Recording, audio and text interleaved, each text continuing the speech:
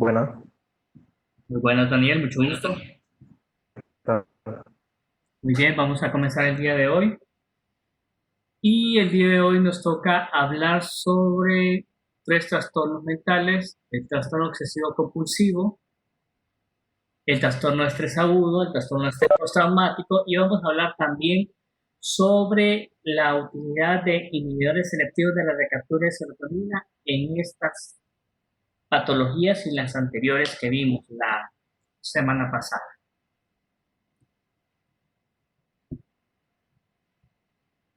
Bien.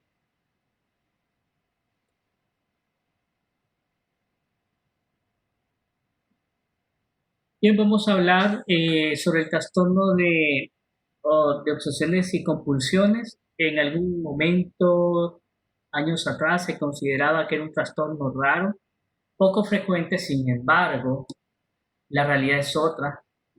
Es un trastorno bastante común, es heterogéneo y provoca gran disfuncionalidad a lo largo de la vida del paciente que lo padece. Y entonces, ¿de dónde venía esta creencia de que era poco frecuente?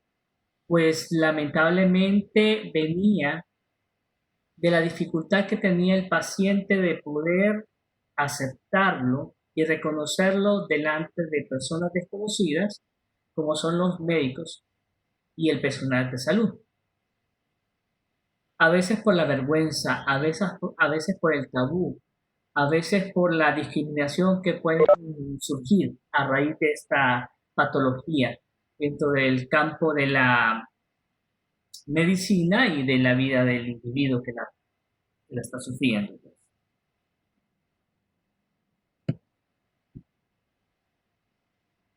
Como el paciente tiene vergüenza de hablar de sus síntomas y hablar de la enfermedad en sí, entonces es subdiagnosticada y subtratada. Entonces el paciente llega a los centros de salud o llega a la atención de consulta externa de psiquiatría no por el trastorno obsesivo compulsivo en sí, sino probablemente por las comorbilidades.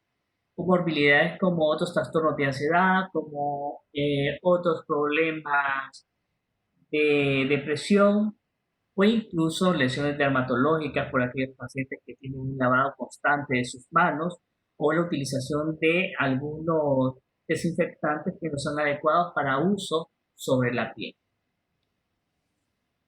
Dos síntomas importantes: las obsesiones y las compulsiones. ¿Alguno de ustedes me puede describir o definir cuáles son esos trastornos, esos dos síntomas?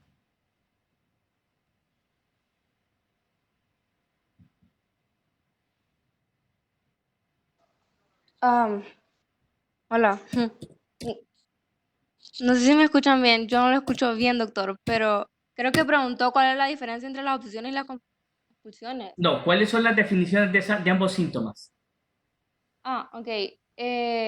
Las obsesiones son ideas o pensamientos recurrentes que el paciente está como yendo a ellos a cada rato, a un momento que es hasta un punto que se vuelven, son desagradables.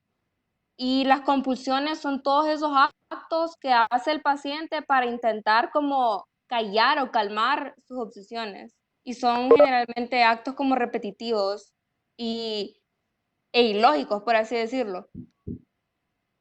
Correcto, las obsesiones son pensamientos, son imágenes, son tonadas, como bien dice usted, que el paciente las reconoce como propias, pero que son de difícil control, no las puede controlar, no las puede eliminar de su mente.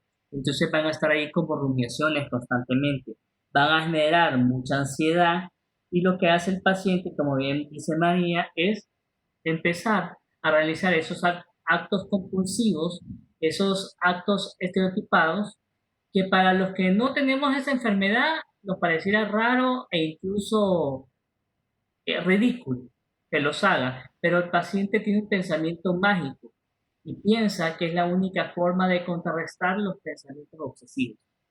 Con la compulsión, corta o cancela el pensamiento obsesivo que está teniendo este paciente en esa crisis.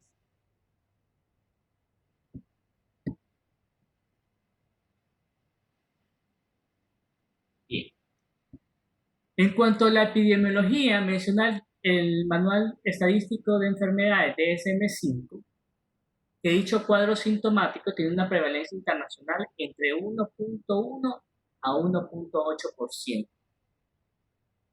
La Organización Mundial de la Salud lo ubica entre las primeras 20 enfermedades que provocan incapacidad. Y vaya que sí es cierto esto de la incapacidad que pueda provocar. Recuerdo el caso de un paciente ya hace muchos años atrás, que decía que él, y siempre lo saco como manipulación en estas clases, él tenía el pensamiento intrusivo de sentirse pecador, de sentirse sin perdón. Entonces lo que sucedía era que este paciente pasaba por 3 o 4 iglesias y en las 3 y 4 iglesias se tenía que confesar, de ida y confesarse a la venida.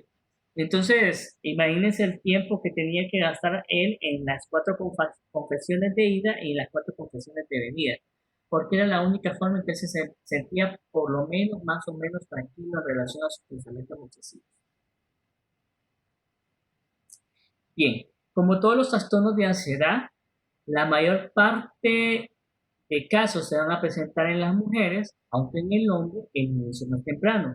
Alguna literatura menciona que la aparición va a ser en la preadolescencia. 70% de los casos van a iniciar entre los 10 a 23 años de edad, con una edad promedio entre los 19 a 24 años.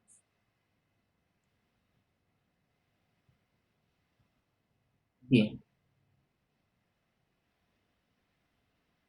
Tenemos aspectos genéticos. Como ya lo había mencionado antes en las clases anteriores, se hereda la vulnerabilidad, no se hereda en sí la enfermedad. Y hay una conexión.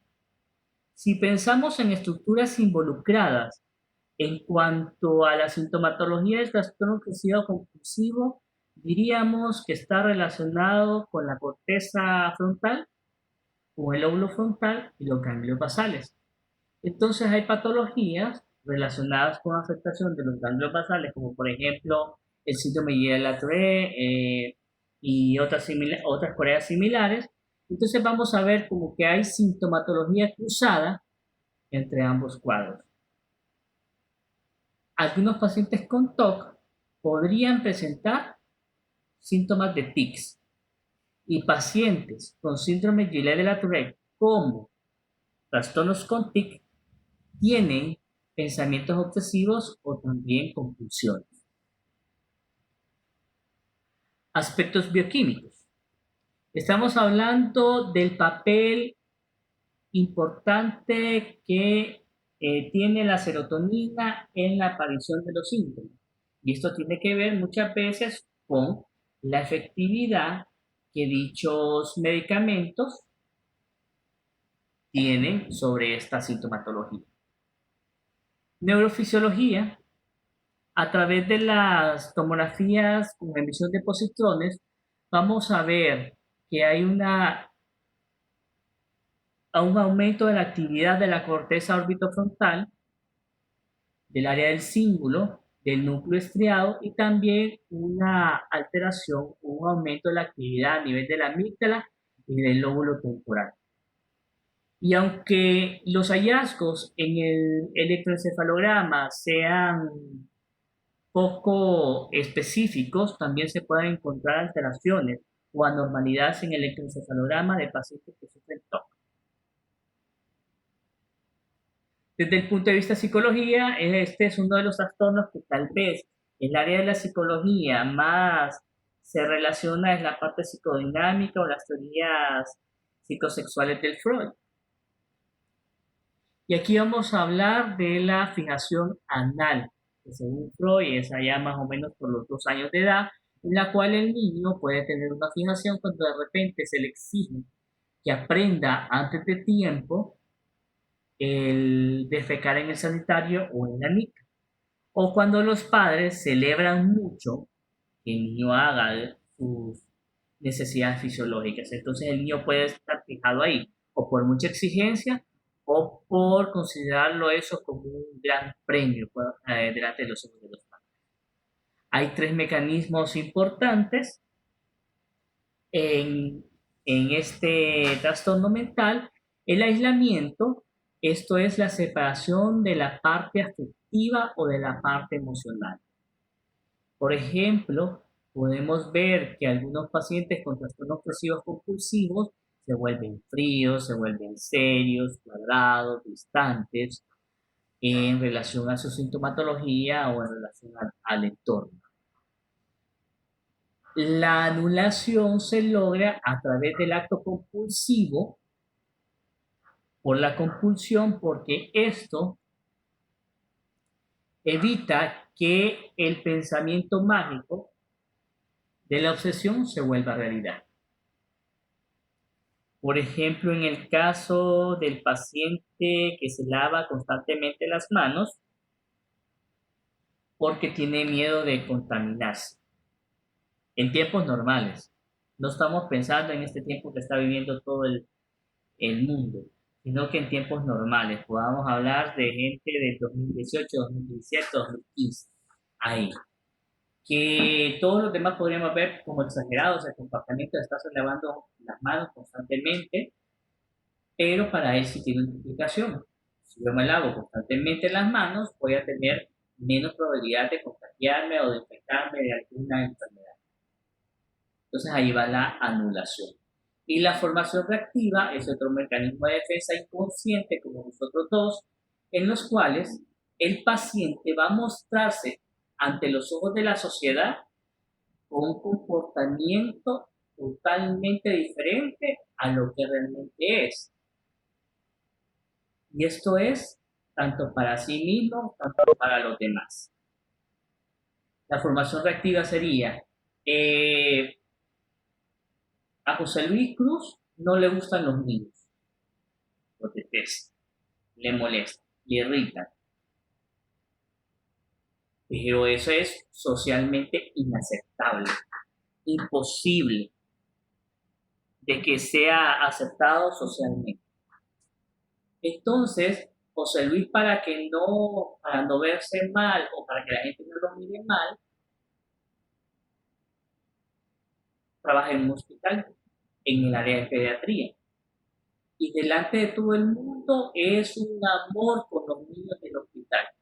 Pero llega a la casa y es un ogro o es muy cruel con los niñitos de la casa donde él vive. Esa es la formación reactiva. Y también el otro aspecto del condicionamiento, que ya lo habíamos hablado, pensamiento, emoción y conducta. La personalidad previa también es otra parte que va a facilitar, por así decirlo, la aparición de estos síntomas en un individuo. Entonces, la personalidad evitativa, que la vimos en la clase anterior cuando estábamos desarrollando el tema de fobia social, la personalidad dependiente y la histriónica probablemente son las más relacionadas con el trastorno obsesivo compulsivo, pero solo 10% de los trastornos obsesivos compulsivos comparten una personalidad anancástica.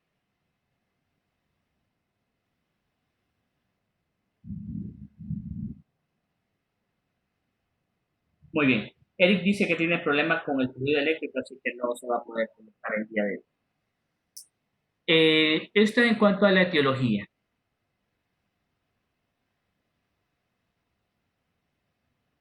Características clínicas, las obsesiones que ya nos definió María, las compulsiones que también fueron definidas ya. Estos dos síntomas principales van a estar relacionados con ansiedad que puede variar desde leve hasta la más severa. Bien, ¿cuánto tiempo necesitamos según el CI-10 para poder hablar de un trastorno obsesivo compulsivo? Pues el CI-10 habla de un tiempo de evolución de al menos 2 semanas de síntomas sucesivos, en los cuales se puedan presentar obsesiones y compulsiones, acompañado de ansiedad leve o severa. Y en orden de frecuencia, las obsesiones de contaminación con rituales de limpieza probablemente sean de las más frecuentes. Le siguen las dudas y la responsabilidad patológica. Bien. Dudas, se me ocurre el ejemplo de un paciente que cierra su coche, que tiene alarma, que lo cierra con la llave, pero antes de retirarse del carro, revisa cada puerta 2 o 3 veces. Y si de repente por ahí va subiendo, va entrando al mall, al City Mall, por ejemplo, y está en el segundo piso, y se le viene la idea o el pensamiento, ¿habré cerrado bien o habré cerrado mal el carro? Entonces este pensamiento va a estar ahí batallando en su cabeza, haciendo la lucha y le va a causar bastante ansiedad. Si este paciente tiene obsesivo compulsivo, entonces para detener lo que está haciendo, se sale de la cola del banco, se sale de la cola del cine, se sale del cine hasta que va a revisar nuevamente esas puertas del carro para ver si está bien cerrado o no. Así más o menos funcionan las obsesiones y las compulsiones en el paciente. Tenemos también un espectro TOC. Y esto podríamos hablar de un caso en particular. Por ejemplo, la infección en niños por el estreptococo beta hemolítico del grupo A.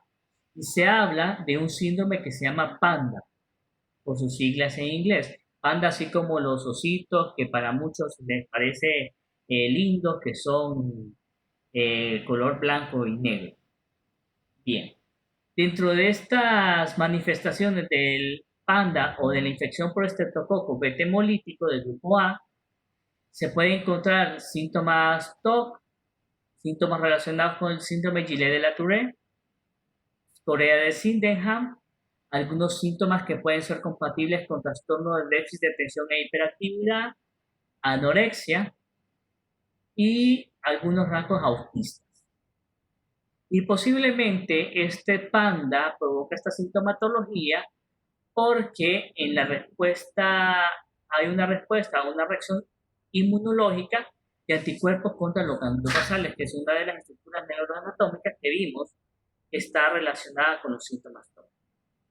También se habla de un espectro TOC, como la dismorfofobia, que vimos como síndrome, como diagnóstico diferencial de la fobia social. ¿Alguien recuerda qué es la dismorfofobia?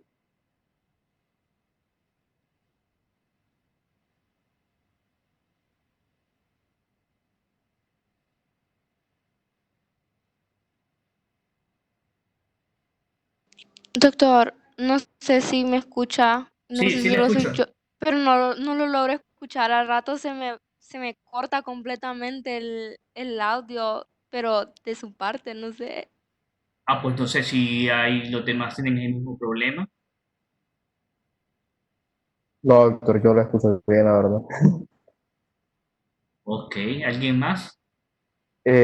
Doctor, lo de la dis- dismorfofobia era, no sé, pero era como una preocupación como excesiva sobre algún defecto en el cuerpo, como por ejemplo, se preocupa demasiado por cómo está su pelo o por alguna, como que la gente lo va a criticar demasiado por algo que tenga en su cuerpo. Correcto, no solamente por alguna deformidad, no, no necesariamente tiene que ser eso. Probablemente de esas áreas más visibles, por ejemplo, las orejas, la nariz, los Ajá. dientes, el Eso. acné, cuestiones que son prácticamente visibles ante todos cuando nos exponemos. Por eso es un diagnóstico diferencial de la fobia social. La dismorfofobia, el paciente se mira como exagerada, alguna característica. Puede hacer que si sea orejón, o si es cejudo, o si es narizón, pero el paciente lo exagera de una forma mucho más tosca y grotesca, y esto puede generarle baja autoestima, incapacidad de mostrarse entre los demás. Entonces, eso es un espectro dentro del espectro TOC. También tenemos la parte de la hipocondriasis, cuando el paciente está constantemente preocupado por de padecer de alguna enfermedad. Entonces ahí, la anorexia y la bulimia, que están relacionadas con trastornos de la alimentación, y el trastorno de control de los impulsos. Aquí tenemos la piromanía, tiene que ver con esa necesidad imperante, obsesionada por meterle fuego a las cosas. La ludopatía, que tiene que ver con los juegos de azar. La cleptomanía, que tiene que ver con robar de forma inconsciente, y cuestiones así son trastornos de control de los impulsos. O la tricotilomanía, que es arrancarse el pelo. Algunas personas hasta se lo comen y crean bolas de pelo en su estómago. El diagnóstico del trastorno obsesivo compulsivo es meramente clínico, pero ¿qué pasa? Muchos de los pacientes no hablan sobre esta sintomatología porque les da vergüenza. ¿Y qué tipo de sintomatología puede dar vergüenza? Por ejemplo, un heterosexual, que se le venga a la mente de que es gay. Entonces va a tener miedo de exteriorizarlo y vergüenza de exteriorizarlo porque va a pensar que la gente se va a burlar de él. Y pensemos en este heterosexual como un hombre casado y con hijos.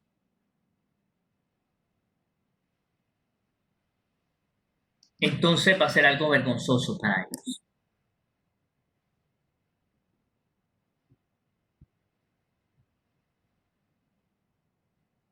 Diagnóstico diferencial. El trastorno de estado de ánimo. Algunos pacientes con depresión marcada, como la depresión grave o moderada, va a tener también pensamientos intrusivos y rumiaciones relacionados con culpa, con vergüenza, con idea de minusvalía, con sentirse inservible o sentirse inútil. Pero lo que más va a predominar ahí va a ser la sintomatología afectiva, que es lo que más va a llamar la atención en este paciente. La fobia simple sí va a tener conducta habitativa, probablemente con el trastorno obsesivo compulsivo, porque de repente si el paciente tiene miedo de contaminarse en la silla del aula de clases, va a evitar sentarse ahí, al igual que la fobia simple. Pero aquí va a ser mucho más específico en la fobia simple. En el paciente con TOC no se va a sentar en ninguna silla, probablemente en ningún lugar fuera de las sillas de su casa porque considera que esas están desinfectadas. Pero en la fobia específica o en la fobia simple, el paciente va a tenerle miedo a un caso particular. Puede ser a un ratón, va a evitar los lugares donde hayan ratones, donde hayan cucarachas, donde hayan serpientes, porque es al objeto en sí a lo que le tiene miedo. La esquizofrenia.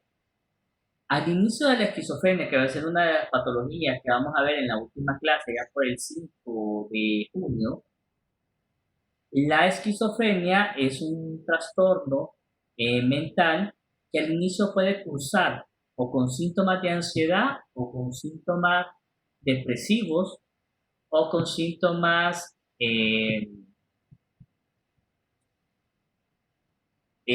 obsesivos, depresivos o ansiosos. Y se puede confundir en un inicio con estas patologías, pero en lo que más va a predominar en la esquizofrenia va a ser la conducta desorganizada, la alteración o los pensamientos extraños, las alucinaciones, las ideas delirantes. De hecho, actualmente se habla sobre un trastorno esquizotópico, porque algunos pacientes al inicio de la sintomatología de esquizofrenia va a tener, pues, por así decirlo, una sintomatología que se puede confundir con trastorno obsesivo compulsivo. Trastorno del impulso, ya los hablamos, la tricotilomanía, la ludopatía, la piromanía, la cleptomanía. Hipocondría, también va a estar como un diagnóstico diferencial.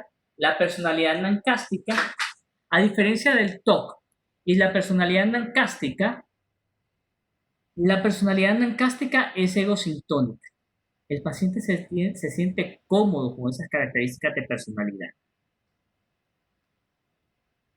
se siente cómodo, o sea, yo soy perfeccionista, yo soy cuadrado, yo soy sumamente religioso, soy sumamente creyente, pero el trastorno obsesivo compulsivo como tal, como trastorno de ansiedad, es ego distónico. El paciente no se va a sentir cómodo ni con los pensamientos obsesivos ni las compulsiones. Y hasta cierto punto la personalidad nancástica puede ser funcional. Una personalidad nancástica puede ser un buen cirujano plástico, puede ser un buen arquitecto, puede ser un buen diseñador, puede ser un buen cirujano, porque son bien meticulosos, son muy detallistas en lo que ellos hacen. Y los trastornos de anorexia y bulimia nerviosa que tienen que ver con trastornos de alimentación también. Estos también van a tener como conductas evitativas. Pero ¿qué es lo que van a evitar estos pacientes con anorexia y bulimia nerviosa? La alimentación. Unos van a limitarse a, por ejemplo, a no comer delante de las personas, en el caso de la bulimia nerviosa, pero sí van a tener atracones a solas en su cuarto cuando nadie los ve, principalmente por la noche. Y la anorexia, probablemente estos pacientes van a tener hambre, pero el miedo a engordar no va a hacer que solo toman agua o que solo tomen jugos para evitar, pues, el comer y el aumentar de peso.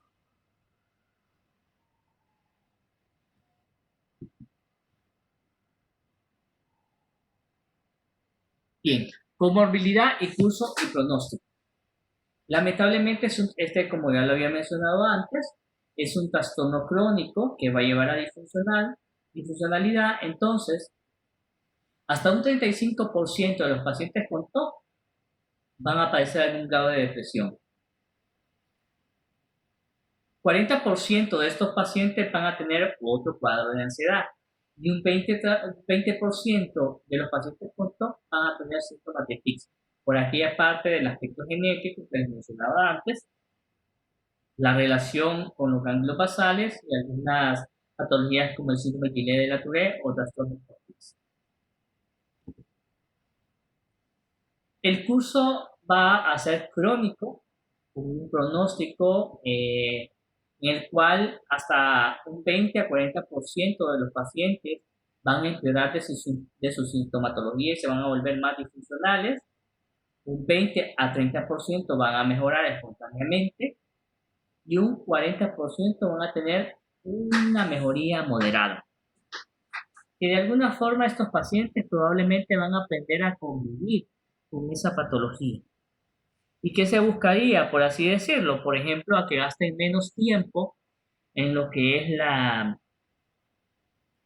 las compulsiones. Y por ejemplo, con este paciente que hacía 4 confesiones de ida y 4 de venida, entonces el trabajo iría encaminado para que solo haga en un inicio 3, 2 y 1. Y si se puede, pues tal vez pasarlo una vez por semana o 2 veces por semana. A modo de irle devolviendo a este paciente ese tiempo y esa calidad de vida. También se le podría ayudar con algunas técnicas cognitivas conductuales, como por ejemplo parar el pensamiento y no estarle dando vueltas una y otra vez al pensamiento, al síntoma recurrente, sino que entretenerse en otras cosas para quitarle fuerza a este síntoma. Ya son algunas estrategias que se podrían utilizar. Bien. Este es un cuadrito que resumen que yo traté de realizar. Y estamos hablando de farmacoterapia. Y esta es prácticamente una pregunta de examen. Antidepresivo de primera línea en el manejo de trastorno obsesivo compulsivo de primera línea es la clomipramina, que es un antidepresivo tricíclico. Mi indicación principal es TOC. Clomipramina, vamos a comenzar 25 miligramos, 50 miligramos, hasta llegar a 200 miligramos al día. Desventajas de probablemente los efectos anticolinérgicos, la sed, la retención urinaria, el estreñimiento, que va a aumentar de peso el paciente. Entonces puede ser o problemas de taquicardia, sí, que pueda tener el paciente. Entonces probablemente va a ser una causa de abandono del tratamiento. La segunda opción, los inhibidores selectivos de la recaptura, fluoxetina, sertralina, fluvoxamina y paroxetina. Si ustedes ven las dosis que estoy colocando aquí, son dosis altas, probablemente dosis más altas en relación a los trastornos de ansiedad que vimos la semana pasada, o la dosis de medicamentos que se utilizan en el manejo de la depresión con la doctora Jessica Barahona. ¿Por qué? Porque probablemente este es un trastorno que necesita dosis más altas para disminuir los síntomas. Entonces estamos hablando de fluoxetina, que probablemente vamos a comenzar con 20 miligramos y llevar hasta 80 miligramos. Más allá de los 80 miligramos de fluoxetina, no vamos a tener mayor efecto terapéutico, pero sí un exceso de efectos adversos. Sertralina, comenzamos con 25 a 50 miligramos y podemos llegar a 200 miligramos en este caso. Fluoxamina en dosis de hasta 200 miligramos y la paroxetina en dosis de 20 a 60 miligramos al día. Esos serían como los tratamientos de primera línea. Tratamiento coadyuvante, porque recordemos que estos medicamentos no van a funcionar de la noche a la mañana, que por lo menos van a tener como 2 semanas para poder causar el efecto deseado. Entonces vamos a necesitar un medicamento que disminuya al inicio de esas 2 semanas los niveles de ansiedad. Las benzodiazepinas nos podrían ayudar. La terapia cognitivo-conductual es la terapia con mayor eficacia, con mayores respuestas, y aquí tenemos que es un trastorno más efectivo, que podría ser una de las técnicas que se podrían utilizar es la exposición, que el paciente se exponga a todo eso que le teme, por ejemplo, a obligarlo, entre comillas, a que se siente en esa silla, sin temor a infectarse. Prevención de la respuesta es como que vayamos, por ejemplo, ¿qué podemos hacer en vez de irnos a lavar las manos inmediatamente? O que el paciente pueda reducir, o mejor dicho, reducir el número de veces que hace la compulsión o prolongar el tiempo entre cuando venga el pensamiento obsesivo y la conducta compulsiva. La desensibilización es exponerlo, saturarlo de toda la información, así como con la fobia, ¿verdad? A modo de que tanto estímulo en su mente provoque, ese mismo estímulo provoque una extinción de la sintomatología ansiosa. Y parar el pensamiento. No a darle tantas vueltas al pensamiento obsesivo, sino que entretener al paciente en otras cosas. Prevención de la respuesta iría también como que él hiciera una listita para contrarrestar esos pensamientos. ¿Cómo me contagio yo de SIDA? No me voy a contagiar de SIDA con darle la mano a una persona sospechosa, no me voy a contagiar de SIDA al sentarme en una silla donde se sentó algún paciente, no me voy a contagiar de SIDA si yo como en un plato que usó otro paciente, un paciente con VIH-SIDA. Entonces, ahí, en medida que va leyendo él esa lista de pensamientos lógicos, él probablemente pueda evitar salir corriendo a lavarse las manos. Aspecto o la terapia psicodinámica se va a dejar específicamente para el trastorno obsesivo-compulsivo de la personalidad o personalidad narcástica. Y en casos severos, que yo no recuerdo en Honduras, pero en otros países sí, cuando los casos son severos, son muy difíciles de tratar con la parte farmacológica, entonces lo que se hace es una singulotomía bilateral. Pero aquí va a ser riesgo-beneficio o es tan grande la discapacidad que provoca la enfermedad, entonces vamos a ver riesgos y beneficios. ¿Qué tanto le puede afectar esta singulotomía en relación a la sintomatología del cuerpo? Bien. Este era el trastorno obsesivo compulsivo. No sé si tienen preguntas o comentarios.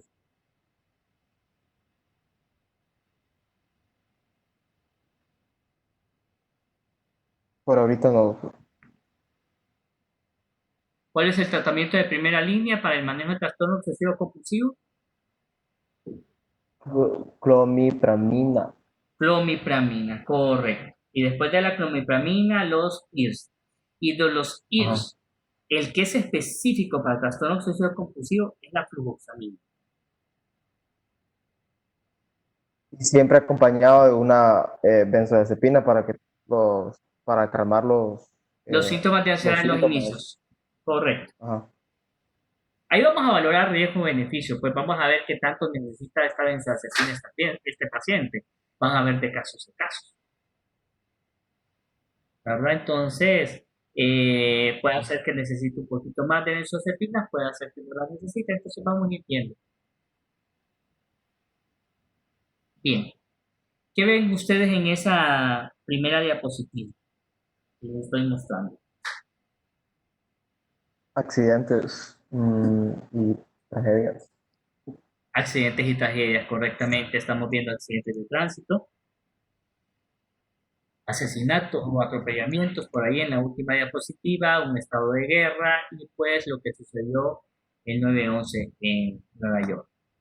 Entonces, estos 4 eventos, y yo creo que lo puedo decir por todos, podrían considerarse como eventos catastróficos que van a superar la capacidad de afrontamiento de todas las personas. Entonces, estos son eventos potencialmente responsables de que desarrollemos un trastorno de estrés agudo o un trastorno de estrés postraumático.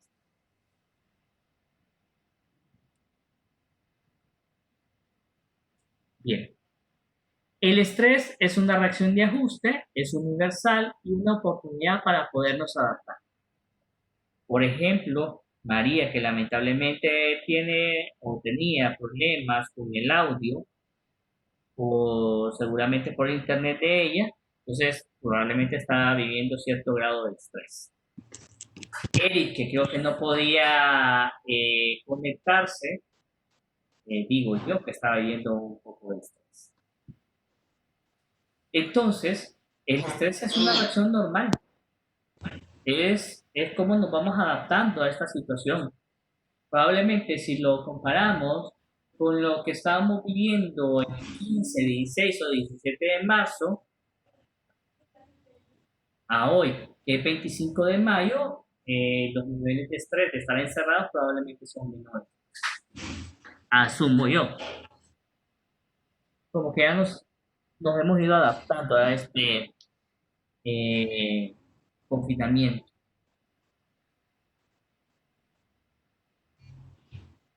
Bien, pero esta adaptación requiere movilizar tanto energías físicas como energías psicológicas.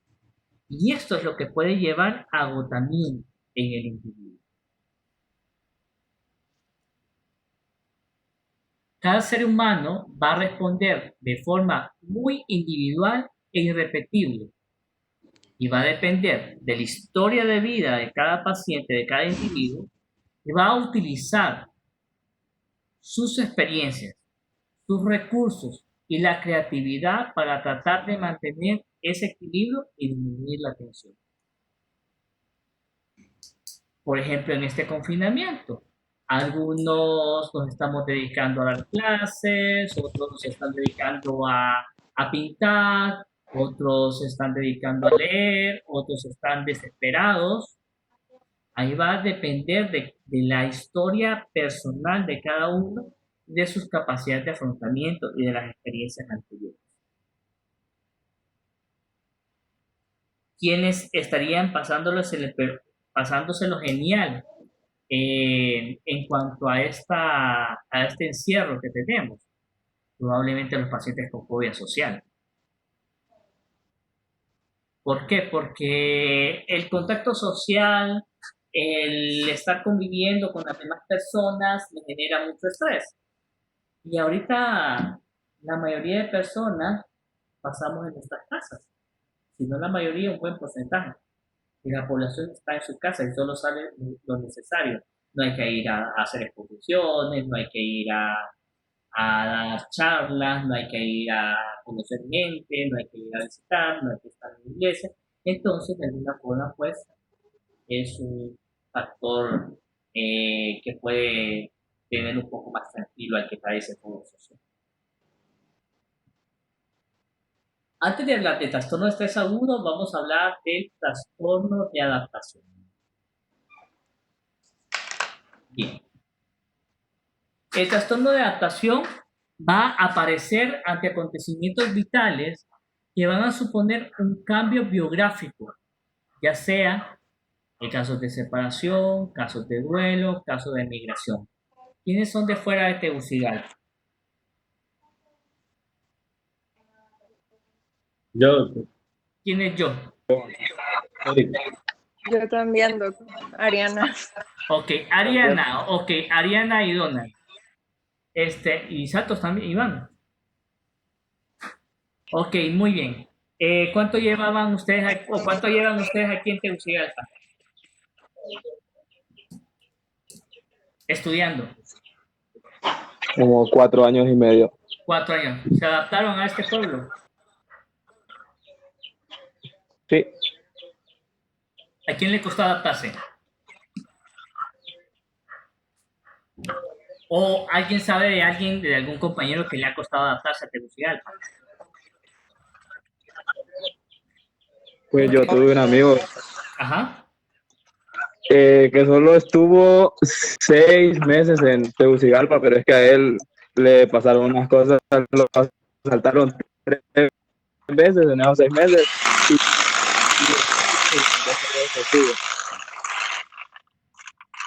Lo asaltaron 6 veces, dicen. 3 veces. Ah, ok. Muy bien, entonces vamos a ver que hay algunos que vienen a Tegucigalpa o que emigran a unos países. Yo he conocido gente que de repente dice que se va a estudiar a Guatemala o que se va a ir a estudiar a Estados Unidos y que no aguantan y que se regresan mejor. Entonces, este es el trastorno de adaptación.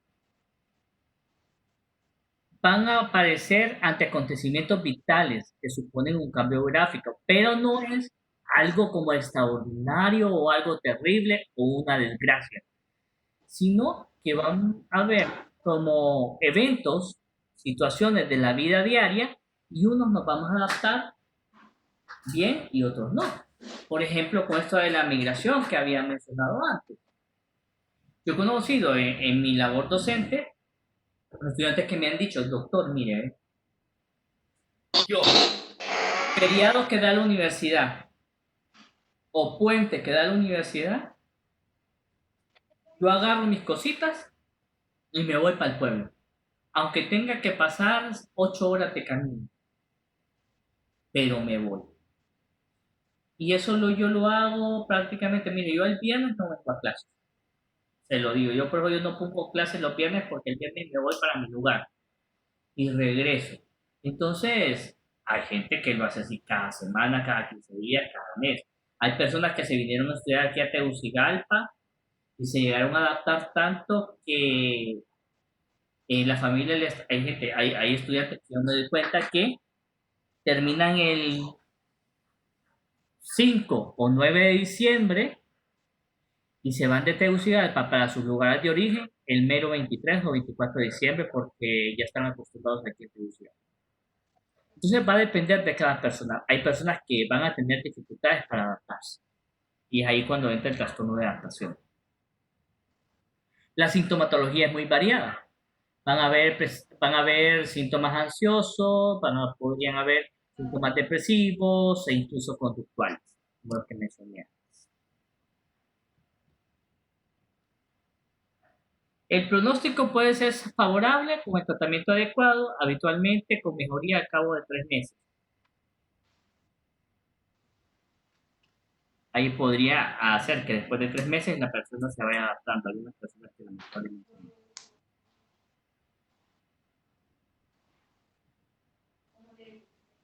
Bien, trastorno de adaptación se puede dar en cualquier persona. El evento desencadenante no es extraordinario, no es algo grave, pero van a haber personas que se van a adaptar más fácilmente y otras mucho más difícil.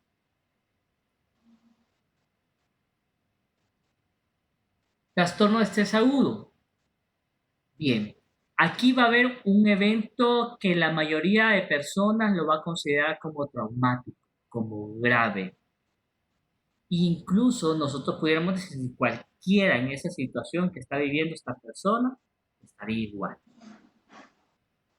El trastorno de estrés agudo aparece posterior a la experimentación de un evento considerado por el individuo como traumático. Y en este caso, el individuo o el paciente ha presenciado, ha experimentado o ha escuchado eventos sobre muertes o amenazas a la integridad propia o de los suyos. Bien, no solamente yo tengo que vivir este evento en primera persona o ser testigo vivencial del acontecimiento. Si yo tengo la vulnerabilidad solamente con escuchar a mi novia, a mi novio, a mis papás, a mi mamá, cómo la secuestraron, cómo intentaron matarla, cómo la manipularon, cómo la violentaron, la agredieron, es suficiente como para que yo desarrolle este trastorno de estrés agudo. Y ahí creo que Eric me puede ayudar, que es el que... Eric, ¿está Eric por ahí? Sí, doctor. Eric, si me puedes contar la vez pasada de la clase anterior me estabas hablando de un caso. Hola, ¿me escucha? Sí, sí, lo escucho, compañero. Ah, ok. Está bien. Bueno, la historia que le contaba es que una tía, el hermano de ella era policía. Entonces, bueno, usted sabe, algunos a la de los policías que hacía bien su trabajo. Entonces, se ganó mucho enemigo. Y a tal caso que a él lo mandaron a matar. Y dio la casualidad de que en cuando pasó el momento, la tía estaba con él. Entonces lo que hizo él fue suplicar a los que lo iban a matar que él ya sabía que su muerte era inevitable, pero que a ella no la mataran. Entonces a ella le perdonaron la vida. Lo que hicieron fue como tirarla en una montaña prácticamente. Y ella estuvo como 3 horas caminando una noche en esa montaña perdida hasta que la encontraron. Entonces, ya después de que pasó todo el evento, ella prácticamente perdió su trabajo, pasa encerrada en la casa, no sale, y si sale, si va a un mall, bueno, incluso ella es muy católica, si va a la iglesia o a eventos con personas que no conoce, le da.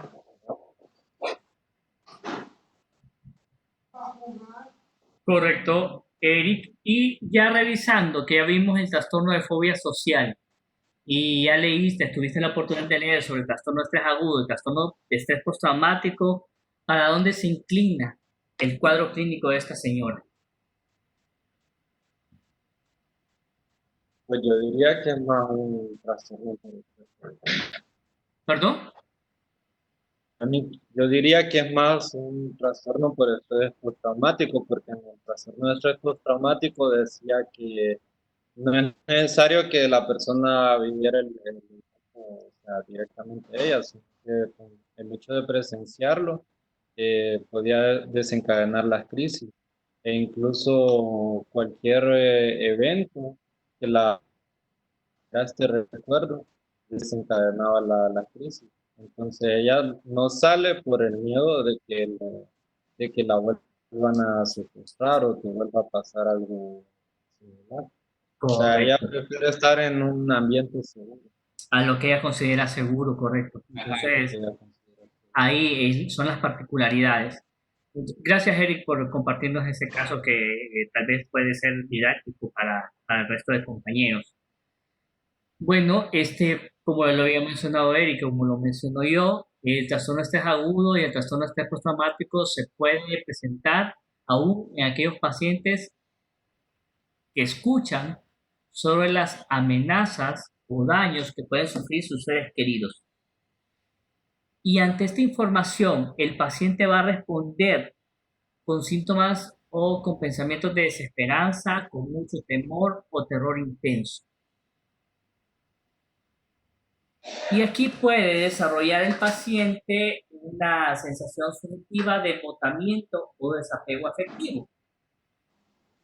¿Y qué es esto de embotamiento o desapego afectivo? El paciente en el momento que está comentando la situación, está eh, narrando los hechos, ustedes lo pueden ver y no se le va a ver una cara de terror, sino que se vuelve así como aplanado, está contando cómo lo secuestraron y se mira eso, pues, como la indiferencia que pueda presentar cuando está narrando y cualquiera diría, pucha, yo estaría desencajado, estaría llorando, estaría inadecuado, pero él está así como con una cara de que no le afecta nada.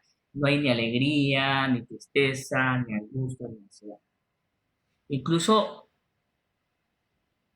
podríamos decir así como que están como, sí, por así decirlo, como chocados. Vamos a ver, vamos a poner un ejemplo hipotético. Soy estudiante de medicina y camino hacia la facultad, me asaltan. Pero no me regreso a mi casa, sino que sigo mi camino hacia la facultad. Me pregunté, ¿qué te pasa a vos? No, mira que me acaban de asaltar, me robaron el espeto, me regalaron el espino, me robaron tal cosa. Tereré, tereré. ¿Y quieres que te ayude en algo? No vayas a clases. No, yo voy a entrar a clases. Y entras a clases y el profesor está dando clases, pero el estudiante está ido y no se le mira ninguna reacción. Bueno, alguien le dice, te voy a pasar dejando en tu casa, yo te doy jalón. Llega a la casa, mira a la mamá y cuando mira a la mamá, ahí sí. Comienza a llorar, comienza a desestructurarse y comienza a contarle todo lo que le sucedió en el taxi. Y ahí se da cuenta como, wow, me pude haber muerto, me pudieron matar, hasta ahí como el que le cae el 20, ese es el embotamiento o el desapego afectivo. Puede haber aturdimiento, puede haber desconexión, puede haber despersonalización o desrealización. Despersonalización es como que el alma, el espíritu se le ha salido del cuerpo a la persona y la desrealización como lo que está viviendo es un sueño o una pesadilla, ¿no? Y amnesia disociativa. Con la amnesia disociativa me estoy refiriendo a que el paciente puede tener recuerdos fraccionados del asalto, del secuestro, del abuso sexual, del incendio, del terremoto, de la explosión, del accidente de coche. Entonces, recuerda unas cosas, pero olvida otras. Y esa es una amnesia disociativa.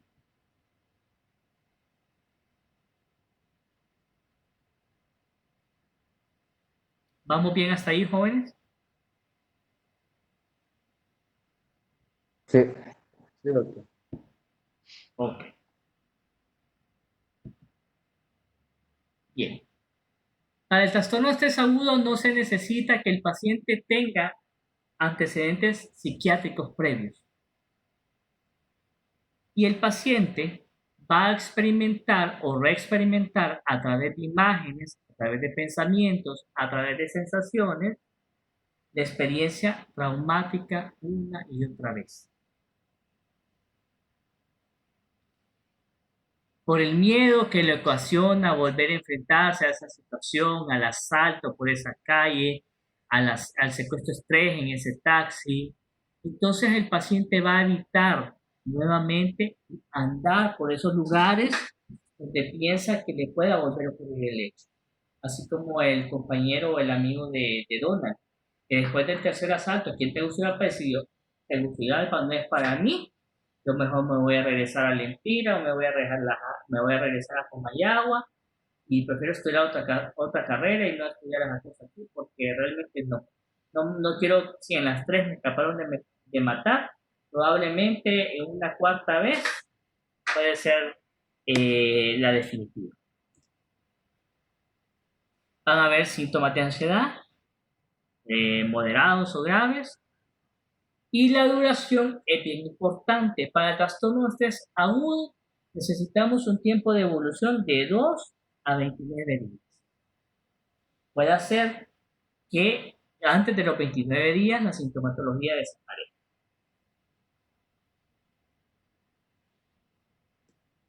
Remita espontáneamente, como lo había mencionado antes, o el manejo con terapia podría ser suficiente como para ayudarle a este paciente a superar esa situación.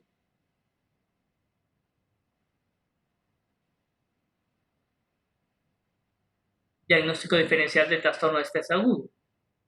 La respuesta normal al estrés. Todos nos sentiríamos estresados o nos sentiríamos mal si nos asaltan, si tenemos un choque,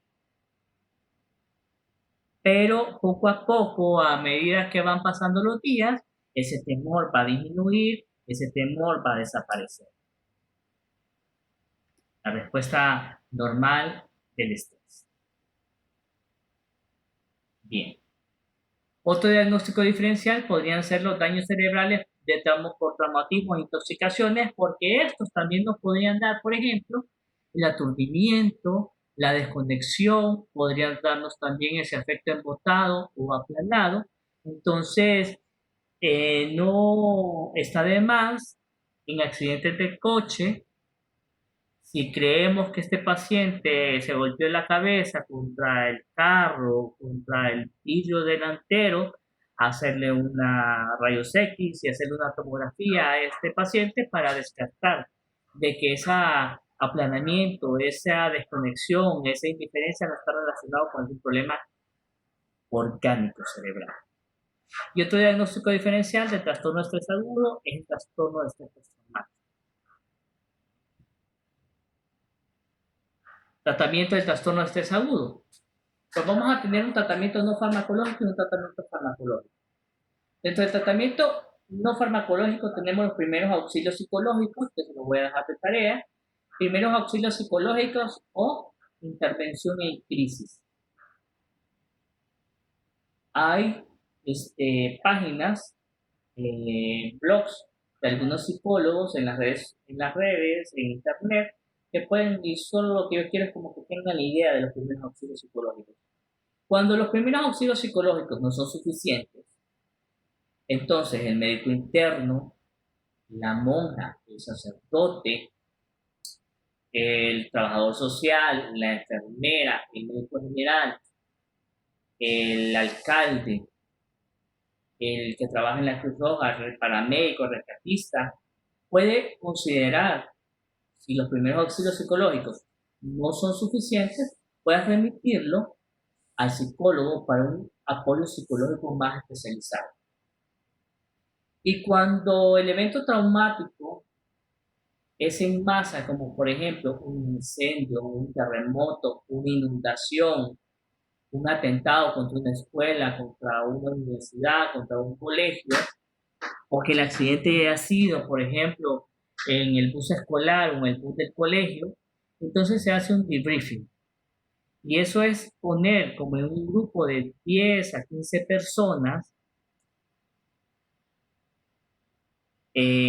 ponerlos a estas personas en un grupo terapéutico con un terapeuta y un coterapeuta, y ellos van narrando cada uno cómo vivieron a nivel personal el evento, cómo lo experimentaron, cuáles fueron sus emociones, cuáles fueron sus pensamientos y cuáles fueron sus conductas. Y esto les va a ayudar a escuchar unos a otros, les va a ayudar para normalizar las reacciones.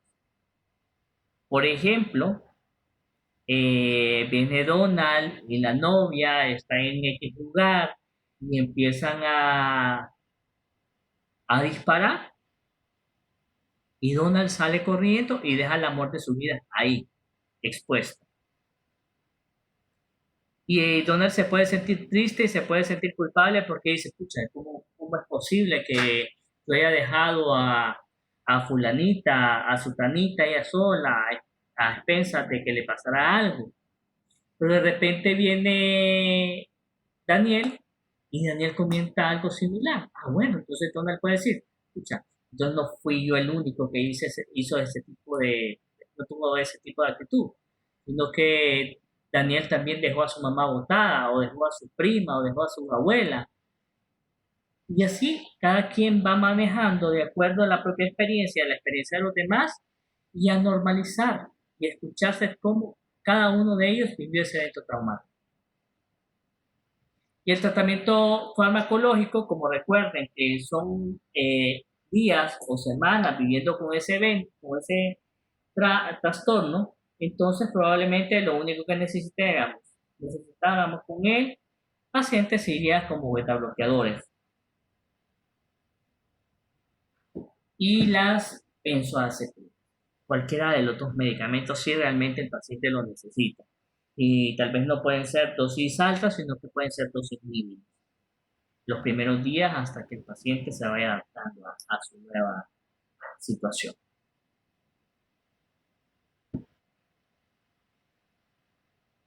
Bien. ¿Preguntas con trastorno de estrés agudo? Yo tengo una, doctor. Mándeme, señor. Doctor, así digamos, en caso de un asalto o algo, es normal que todas las personas tengan un tipo de estrés ante esas situaciones, ¿verdad? ¿Cuándo tenemos que como esperar para comenzar el tratamiento?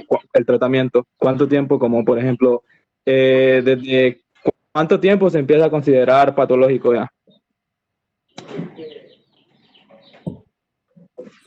Vamos a ver, cuando vimos ansiedad normal y ansiedad patológica, cuando la reacción sobrepasa el estímulo, estás hablando, vaya, son varias personas que han vivido el asalto.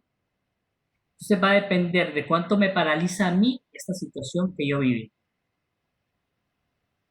El grado de disfuncionalidad, si me quita el sueño, si me quita el hambre, si tengo pesadillas relacionadas con eso, si tiemblo, si estoy hipervigilante con el menor estímulo o tengo sobresaltos, entonces probablemente ahí yo podría considerar que necesito apoyo.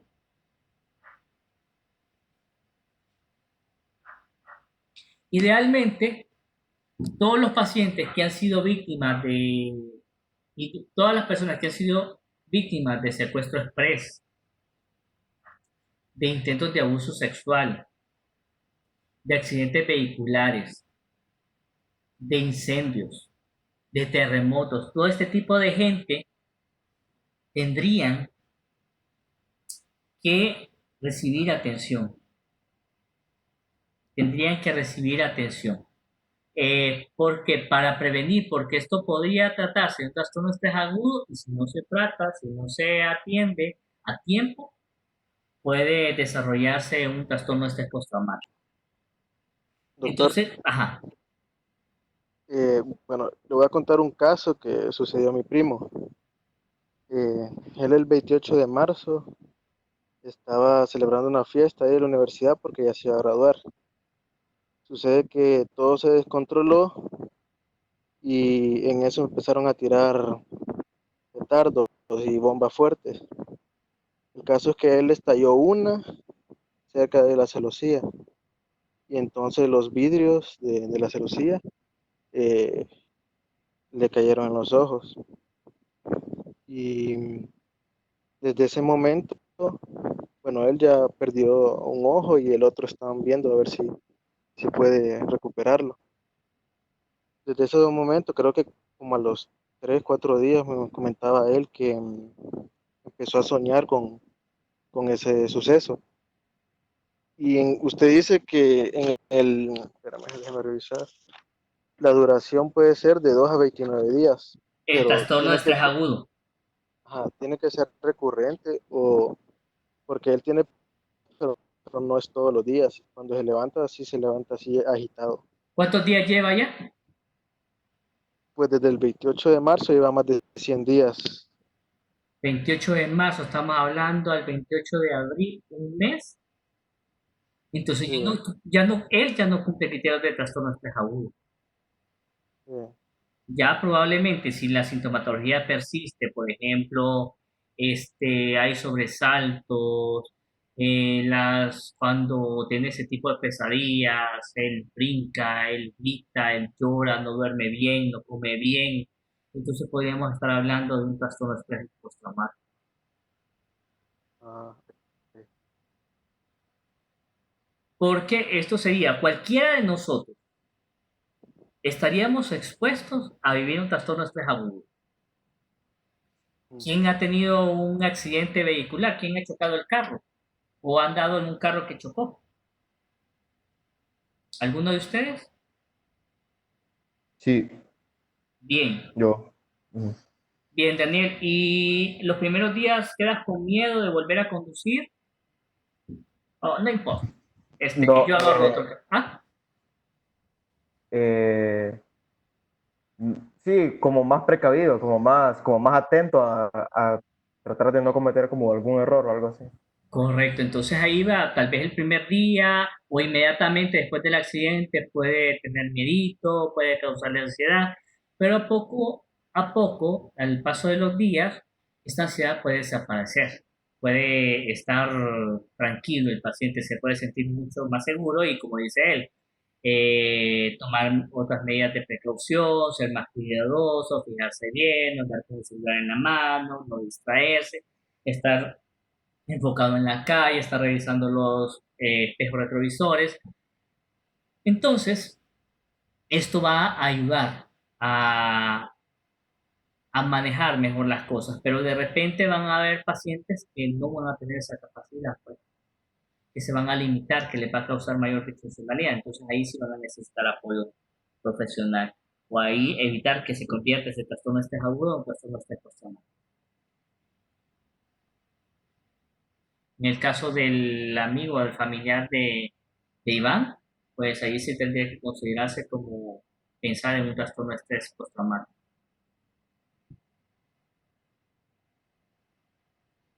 Ok, Bien. doctor, pero Manuel, entonces eh, hay que considerar siempre la posibilidad esa de que un trastorno de estrés agudo se convierta durante el tiempo en un estrés postraumático. correcto, la única diferencia prácticamente en estos dos trastornos es el tiempo de duración. Menos de 29 días si desapareció. Si la sintomatología desaparece antes de los 29 días, es un trastorno de estrés agudo. Si la sintomatología persiste más allá de 29 días, de 30 días, es un trastorno de estrés postraumático. Ah, ok. Doctor, ¿y cuántos episodios tiene que tener la persona dentro de esos 29 días? ¿O tienen que ser todos los días? No tiene que ser todos los días. Vamos a ver como la gravedad de la sintomatología. Por ejemplo, que este paciente es como la suma. Flashback, estamos hablando de imágenes recurrentes, de pesadillas, de pensamientos recurrentes relacionados con el evento, conducta de evitación, cambios de humor relacionados con ansiedad, con disforia, con tristeza, con irritabilidad, conductas agresivas, sobresaltos, hipervigilancia, que son los síntomas, o sea, que se van haciendo evidentes a lo largo de la vida del paciente.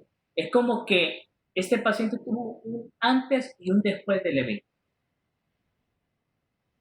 No necesariamente tiene que ser todos los días. Les pongo el caso, vaya, les voy a contar un caso de una paciente. Esta paciente era gerente de una franquicia. Pues ella vivía en una zona segura de Tegucigalpa. Entonces, ellos pagaban un busito, contrataban un busito y ellos salían, que pongámosle que salían a la 1 o entre 12 y 2 de la mañana de la franquicia. Después de cerrar, después de juntar el dinero, después de dejar aseado y todo eso. Entonces esta muchacha se fue en el busito y las cajeras o las meseras vivían en zonas peligrosas de aquí de Tegucigalpa.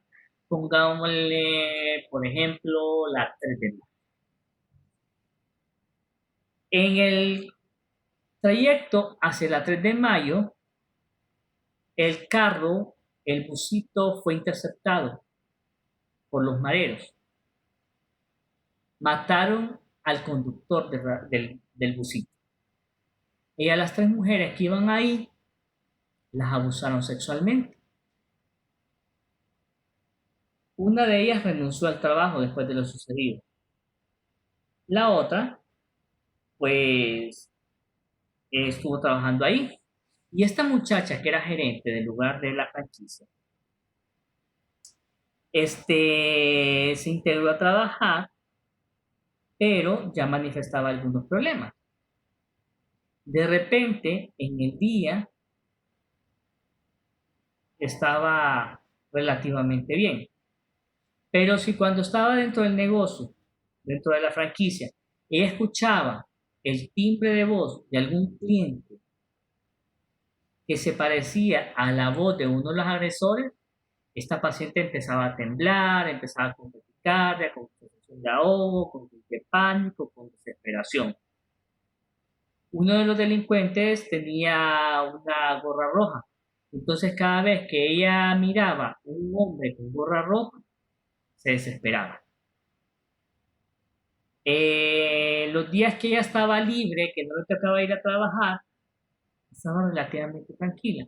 Pero cuando ya se le acercaban los días de ir a trabajar y le tocaba trabajar de noche, aunque ella sabía que el novio la iba a traer y la iba a dejar al trabajo después de ese evento, ella se desesperaba y se sentía muy mal y a veces no quería ir a trabajar.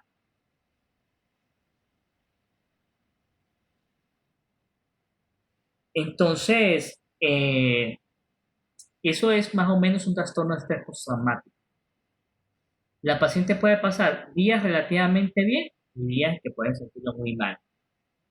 Algo similar, el trastorno de estrés postraumático se investigó inicialmente en los veteranos de guerra. Entonces estos pacientes de repente podían tener un buen comportamiento y entre comillas, de la nada, entre comillas, agarraban una pistola y se iban a un parque o se iban a un cine y hacían matanzas. Entonces va a depender. O sea, el grado de sintomatología que el paciente pueda tener es lo que nos va a dar una orientación si es un trastorno de estrés postraumático. El grado de disfuncionalidad que pueda provocar. Todos estamos expuestos a un trastorno de estrés agudo ante un evento que consideramos como traumático, pero no todos necesariamente vamos a desarrollar un trastorno de estrés postraumático. Esto va a ser más frecuente de acuerdo a nuestra personalidad y de acuerdo a las vulnerabilidades individuales que tengamos.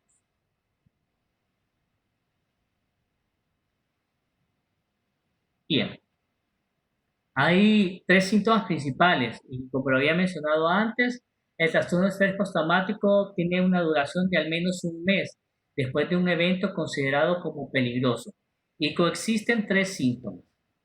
La vivencia repetida del trauma a través de pesadillas, a través de recuerdos, a través de imágenes, a través de rumiaciones. Evitación de la situación traumática. Esto quiere decir que él no va a volver a reventar cohetes, él no se va a volver a acercar a una ventana de celosías, ella no va a volver a ir a trabajar de noche al restaurante donde ella trabajaba, no se va a volver a subir en un busito con estas compañeras, va a evitar la situación traumática. Y lamentablemente van a estar hiperactivadas y va a tener una respuesta exagerada a estímulos ambientales. Esto quiere decir que de repente el sobresalto que pueda tener, vaya, con el caso que mencionaba por ahí Iván, los petardos o los cohetes o los morteros. Si a una persona, vaya, si yo estoy concentrado aquí dándoles clases y de repente revienta un mortero afuera de mi casa o a la otra cuadra, en ese momento me puedo impresionar, me puedo sentir ansioso porque estoy concentrado aquí dándoles clases. Pero también está el otro aspecto, el que por un cohete, por un petardo, por un mortero, mi respuesta sea exagerada ante ese estímulo ambiental. Respuesta exagerada como esta muchacha cuando miraba a una persona, un hombre con una gorra roja, o escuchaba la voz de un hombre que tenía un timbre muy similar al del agresor sexual de la cual ella fue víctima. Entonces, esos son los síntomas. Importante también considerar que este cuadro va a ser de transmisión oral directa. O sea, lo que estábamos mencionando, que solamente con contarlo o con escucharlo, eso me puede provocar mayor ansiedad. Solo de pensar que mi mamá pudo haberse muerto ahí en esa situación, o con mi novia, o con mi novio. El curso, pues el 94% de las víctimas de agresiones sexuales lo padecen una semana después del trauma. Y este se considera como uno de los eventos más catastróficos para la psiquis de las personas, el abuso sexual. 39% de las personas van a desarrollar sintomatología de trastorno de estrés postraumático un mes después del evento y un 10% al año de la experiencia traumática.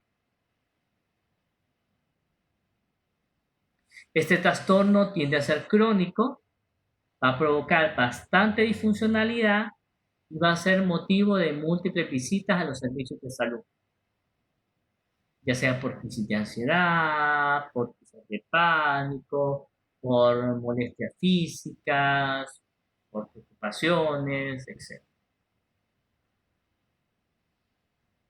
Bien, la prevalencia es de 1 a un 12.3% en la población general y del 3 al 58% en individuos con factores de riesgo. Por ejemplo, personas sobrevivientes a accidentes vehiculares, abusos sexuales, por ejemplo, a personas diabéticas, oncológicas, con un trastorno mental persistente. Esto va a ser mucho más fácil de que desarrollen un trastorno postraumático.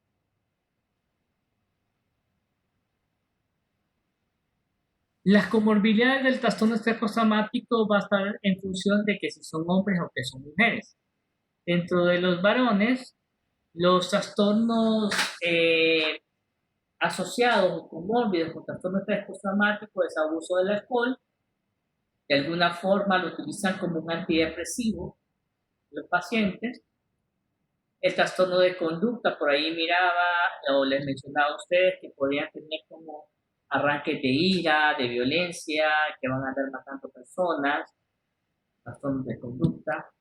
Episodios depresivos mayores, una comorbilidad bastante frecuente, y la dependencia a drogas.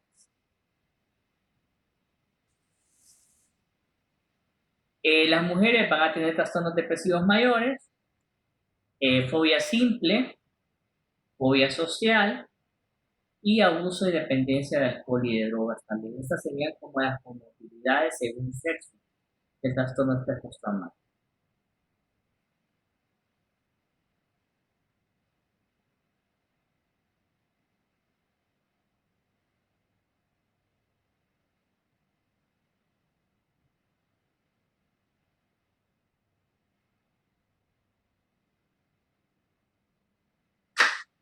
Bien, etiología. Desde el punto de vista neurobiológico, vamos a tener que estos pacientes van a mostrar alteraciones en la regulación de neurotransmisores como el glutamato, como el GABA, como la adrenalina, como la serotonina, la acetilcolina y la dopamina. El glutamato tiene un papel importante en lo que es la conciencia y la memoria. Y va a actuar sobre dos receptores muy importantes. El N-metildiaspartato o NMDA y el AMPA.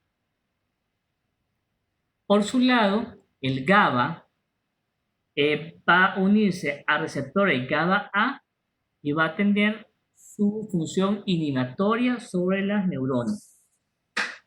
Y estos probablemente, estos dos neurotransmisores son bastante importantes en este aspecto neurobiológico del trastorno de estrés postraumático.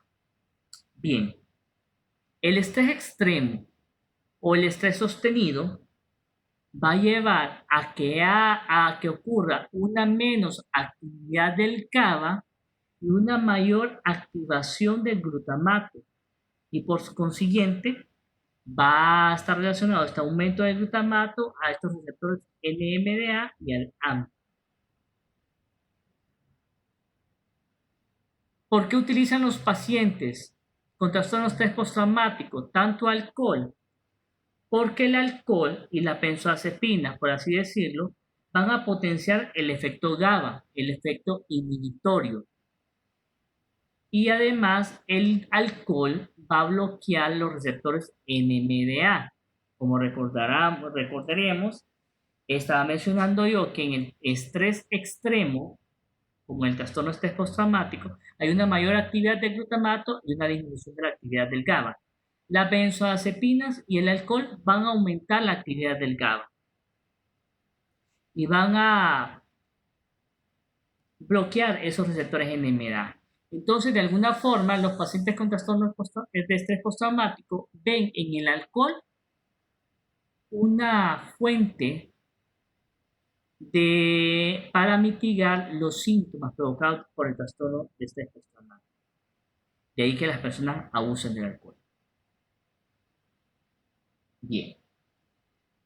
La acetilcolina va a estar relacionada con el miedo, con el exceso de miedo o con miedo exagerado y permanente, con los recuerdos traumáticos, la hipervigilancia y las pesadillas que el paciente va a tener.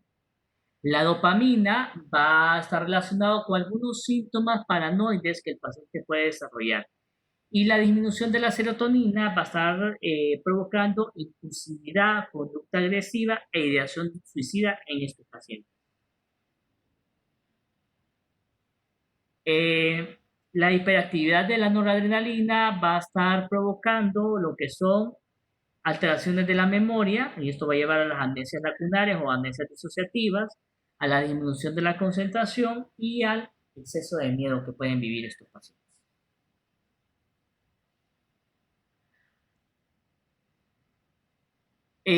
A través de la tomografía con emisión de positrones se va a ver que van alteraciones va a haber hiperactividad de la amígdala y del hipocampo. Y esto va a interferir en los recuerdos. Va a haber alteración del eje hipotálamo, hipófisis suprarrenal. Y en las imágenes, como ya lo había mencionado, va a haber una hiperactividad de la amígdala y del hipocampo y de la corteza orbitofrontal. Cuando el estrés es crónico, es sostenido, va a haber una disminución del volumen del hipocampo, también relacionado con el exceso de cortisol, por así decirlo, que va a estar reflejado a través de esa hiperactividad del eje suprarrenal. Factores psicosociales de la etiología del trastorno de estrés postraumático. Pues hay eventos como el abuso sexual, como el maltrato, como el abuso de alcohol, que van a llevar a las personas a estar más en riesgo. Y las personalidades más vulnerables a desarrollar trastorno de estrés postraumático va a ser el límite, va a ser el paranoide y va a ser la personalidad antisocial.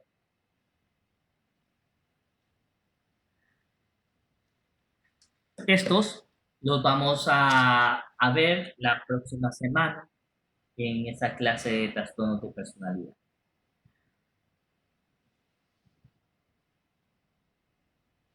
Bien. Diagnóstico diferencial de trastorno de estrés postraumático. Lo vamos a diferenciar del trastorno de estrés agudo. ¿Cómo lo vamos a diferenciar? A ver, ¿alguien me ayuda por ahí?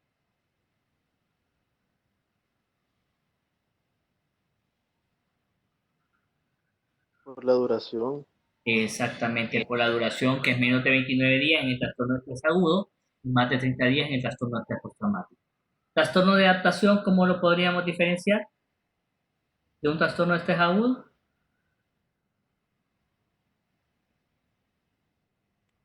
dependiendo del desencadenante del estrés.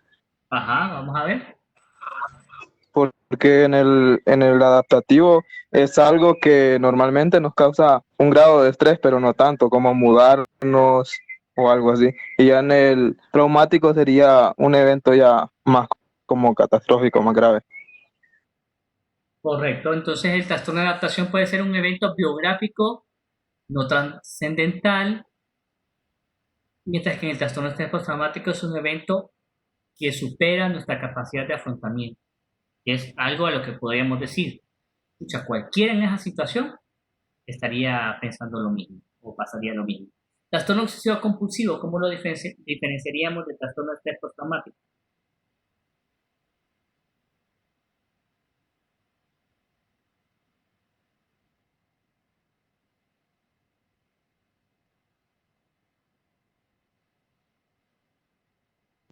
En el TOC no hay como un evento que provoque esa obsesión, creo. Exactamente, no hay un evento extraordinario que provoque esas sintomatologías. Ambos, tanto el trastorno de estrés postraumático como el trastorno obsesivo compulsivo, van a tener conducta evitativa. Pero en el TOC no hay un evento extraordinario que se pueda considerar traumático que desarrolle la sintomatología.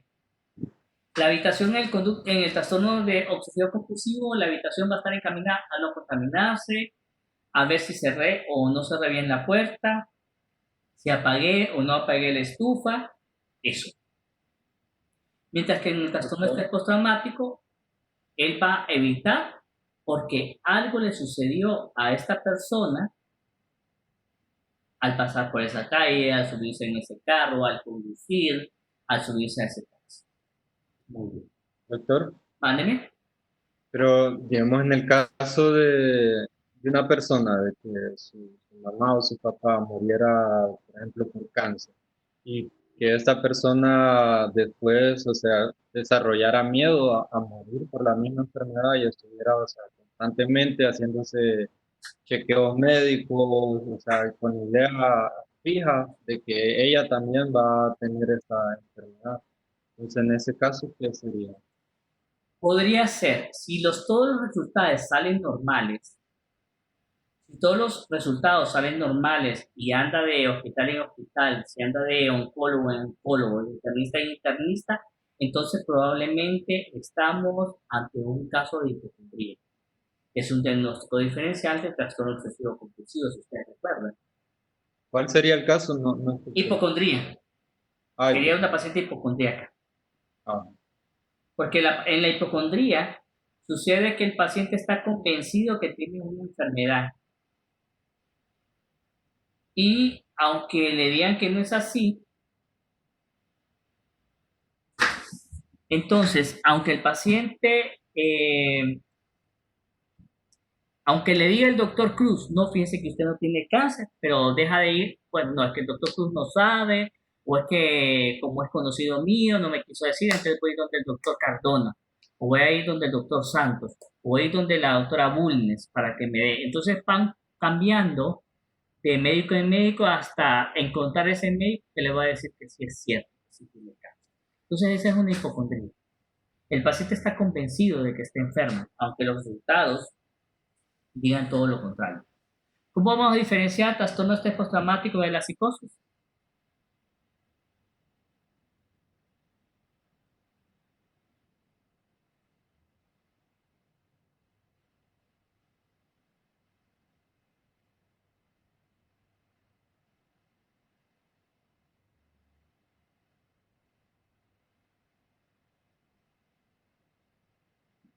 Porque el paciente con psicosis de lo que más se va a quejar es de las alucinaciones, de las ideas delirantes, de persecución, de daños místico-religiosas. Aunque el paciente con estrés postraumático podría tener alguna sintomática psicótica en algún momento, no es lo más rico o no es lo más importante dentro de ese cuadro clínico. Y además, para padecer de psicosis no necesariamente tiene que haber un evento traumático extraordinario. doctor, ¿Vale? un trastorno por estrés postraumático se puede desarrollar una fobia, entonces tendría los dos trastornos o ¿Podría desarrollar qué me decís? fobia. O sea, por ejemplo, el evento fue, por ejemplo, el caso de Batman, que le tiene miedo a los murciélagos por el accidente que tuvo. ¿Este sería un estrés postraumático o solo sería fobia? En el caso de Batman, podría ser un... Vamos a recordar esa escena de Batman, si me la recordás, ¿por qué le tiene miedo a los murciélagos? O sea, él cayó en un pozo y el pozo estaba lleno de murciélagos cuando él era pequeño. Entonces, Ajá. después él iba a los murciélagos, independientemente de donde viera una figura de murciélago, él tenía miedo. Ok. Ahí lo que ocurrió fue un desplazamiento. Ese es otro mecanismo de defensa. ¿Qué habrá sentido Batman al estar en ese pozo?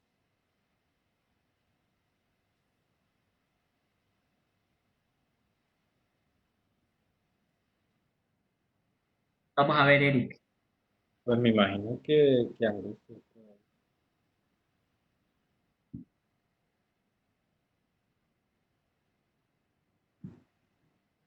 Entonces,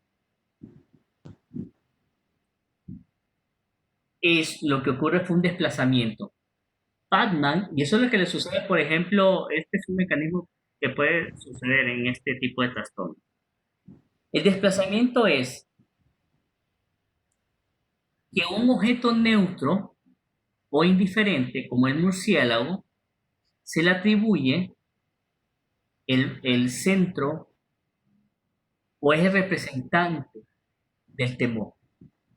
Por ejemplo, en el caso de Batman, a lo que le tuvo miedo probablemente es al estar en ese pozo, al estar solo, al pensar que se iba a morir ahí en ese pozo, a pensar que no iba a poder salir de ahí, pero él lo desplazó hacia el murciélago, evitando, en teoría, el murciélago podría evitar volverse a sentir en esa situación. Otro ejemplo de la vida real. Al doctor Cruz lo asaltaron en un taxi, lo golpearon y lo dejaron botado carretera a Danlí, sin dinero, sin tarjeta, sin teléfono. Y el doctor Cruz desarrolló una fobia específica a los taxis. ¿El taxi tiene la culpa de lo que le sucedió? No, No, No. no. pero es de alguna forma más fácil evitar un taxi o evitar un murciélago, porque es mucho más fácil evitarlo que evitar que lo vuelvan a secuestrar, que lo vuelvan a asaltar o que lo vuelvan a meter en un pozo. Ese es el desplazamiento. Entonces el taxi solamente es el depositario del temor, el objeto del miedo del doctor Cruz. Aunque Entonces no sería fobia. claro que es una fobia, porque la fobia específica es que un objeto inanimado, un objeto insignificante que no causa peligro para la mayoría de personas, para el paciente que está viviendo la fobia sí representa un peligro. La fobia específica, por ejemplo, a los ratones. Todo el mundo, o sea, no todo el mundo le va a tener miedo a los ratones, pero un paciente con fobia a los ratones se puede desmayar, puede salir corriendo al ver un ratón. Eso es lo que ocurre en la fobia específica, es un miedo irracional. El paciente lo reconoce como irracional, pero no puede dejar de sentir ese miedo, ese temor. El doctor Cruz sabe conscientemente que los taxis no le van a causar ningún miedo, ver ningún problema. Pero si yo no me subo a ningún taxi, entonces voy a evitar que me vuelvan a asaltar. Entonces yo desplazo mi temor al asalto, que es algo que yo no puedo evitar, lo desplazo hacia algo que sí puede evitar, que es el taxi. Doctor, entonces serían los dos casos, sería un trastorno después por el trauma y también la fobia. Correcto. Si ustedes ven aquí, cuando yo hablo de comorbilidades, la comorbilidad de fobias es más frecuente en las mujeres. La fobia simple o fobia específica y la fobia social. Son comorbilidades que puede vivir la paciente. Tener el trastorno de estrés postraumático y desarrollar la fobia a los hombres, o la fobia a los taxis o alguna otra.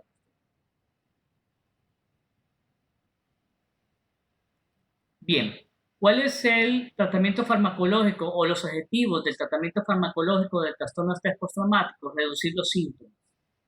Es bien importante. Y no solamente el trastorno de estrés postraumático, sino de los trastornos mentales en general. El objetivo del tratamiento es reducir los síntomas. Mejorar el funcionamiento y recuperación del bienestar del paciente. Mejorar la calidad de vida y reducir la comorbilidad asociada. Evitar que este paciente con trastorno de estrés postraumático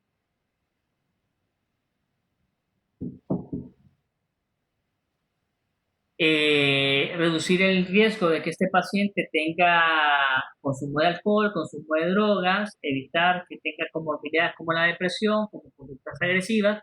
Eso es lo que buscamos con el tratamiento farmacológico. Bien. ¿Preguntas del trastorno de estrés agudo o trastorno de estrés postraumático?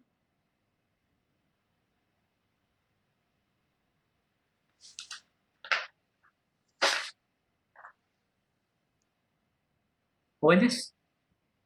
¿Ya se me fueron? No, doctor, ahorita creo que no. Ok, bien.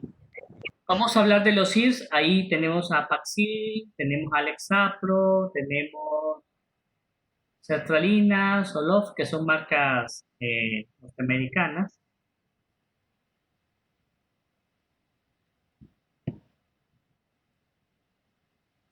Son los inhibidores selectivos de la recaptura. El primero que se creó o del primero que se conoció fue de la fluoxetina, allá por el año 1988, que la FDA la consideró útil en el manejo de síntomas depresivos y síntomas ansiosos. La ventaja es el amplio margen de edad en que podemos utilizar estos inhibidores selectivos de la recaptura de serotonina sin correr riesgo de muerte por sobredosis. Los efectos adversos, porque si tienen, son más tolerados en comparación a los antidepresivos tricíclicos o a los inhibidores de la monoaminoxidasa. Los IRS son los más utilizados debido a que son aprobados por la FDA para bastantes trastornos mentales relacionados con ansiedad y con depresión. Y hay otras indicaciones que no son aprobadas por la FDA, pero que pueden beneficiarse por el efecto de los medicamentos. Son más tolerados, tienen menos efectos adversos que los antidepresivos tricíclicos, son más benévolos en cuanto al efecto por sobredosis, y esto nos ayuda bastante en este aspecto. Porque aunque el paciente se toma una sobredosis, no se va a morir en comparación con los tricíclicos. Efectos adversos importantes: la disfunción sexual, que lamentablemente la disfunción sexual no disminuye a lo largo del tratamiento con los IRS, y el aumento de peso. Al inicio la fluoxetina puede provocar disminución de peso, pero después de las 9 o 10 semanas el paciente va a aumentar de peso hasta 9 kilos. Ojo con eso. También es importante mencionar que la vida media de estos medicamentos es larga. La más larga es la de la fluoxetina, que puede durar de 4 a 6 días, la sertralina 26 horas, escitalopram de 27 a 32 horas, entre otras. Bien. Indicaciones de los IRS. La depresión. Vamos a mencionar que la depresión es una de las principales indicaciones de los inhibidores selectivos de la recaptura de serotonina. Se pueden utilizar en niños, en adolescentes y en ancianos para el manejo de la depresión unipolar, no para la depresión bipolar. Entonces para poder diferenciar entre que si es depresión unipolar o depresión bipolar, debemos de hacer una historia clínica bastante completa para poder tener las diferencias. Bien, utilización de IRS durante el embarazo. Pues lamentablemente vamos a medir riesgo-beneficio porque hay un riesgo de un 68 a 100% que durante el embarazo las mujeres desarrollen episodios depresivos en mujeres que ya tienen antecedentes. Y cuando me refiero al riesgo-beneficio, es que vamos a ver entre tener una madre depresiva, embarazada o puérpera, sin tratamiento, y tener una madre embarazada o puérpera con antidepresivos, es preferible tenerla tratada. Entonces, vamos a indicarle medicamentos como los SIDS en las mujeres y lo que podríamos hacer es suspenderla unos 7 a 14 días antes de la fecha probable de parto para que el niño no salga como con, entre comillas, síndrome de abstinencia.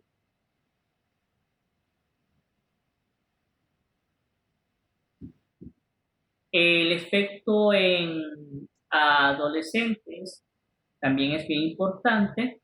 En un inicio, allá por la década de los 80 o 90, se vio, como leyeron ustedes en el Tratado de Psicofarmacología, que hubo un incremento en el riesgo de suicidios e intentos suicidas en este grupo de personas, en niños y adolescentes. Entonces, el laboratorio Glaxo, que es el que creó la molécula de paroxetina, fue demandado, perdió la demanda, y dentro de esa hoja de prescripción del Paxil se recomienda encarecidamente que no se dé en niños ni en adolescentes por el riesgo de aumento de posibilidades de que hagan intentos suicidas o que se suiciden. Estudios posteriores no vio ningún incremento en el riesgo de suicidio, pero tanto las casas farmacéuticas como los psiquiatras no nos arriesgamos y paroxetina está fuera de utilización en este grupo de edad. En los ancianos, pensemos en ancianos con comorbilidades, diabéticos, hipertensos, con EPOC, utilizando estatina, utilizando otro tipo de medicamentos, vamos a ver que los SIDS suelen ser beneficiosos para el abordaje de patologías como ansiedad y depresión en este grupo de edad, porque son mínimas las interacciones medicamentosas que puedan tener estos viejitos. Entonces, es de beneficio. Igual, los IES pueden ser indicados en pacientes con depresión y ansiedad y comorbilidad con enfermedades médicas. De hecho, pueden ser de utilidad en pacientes post-infarto agudo del miocardio, post-eventos cerebrovasculares para darles una mejor expectativa de vida a estos pacientes. Como ya lo vimos en estas clases, utilicen el manejo del TOC a dosis más altas en comparación a las que podríamos utilizar en casos de depresión, en trastorno de pánico, en fobia social, en trastorno de estrés postraumático, en trastorno de ansiedad generalizada, que vamos a ver el próximo miércoles. Riesgo suicida, ya lo mencioné. Entonces aquí podríamos, bueno, los psiquiatras nos la jugamos, los médicos generales no se recomiendan, los psiquiatras lo que hacemos es, por ejemplo, dar tratamiento para una semana y reevaluarlo en una semana a este paciente con riesgo suicida. En médicos generales yo no recomiendo. En casos de bulimia nerviosa, utilizar fluoxetina para el abordaje de estos trastornos en dosis de 20 a 80 miligramos. Anorexia también se puede ver beneficiada por la utilización de fluoxetina.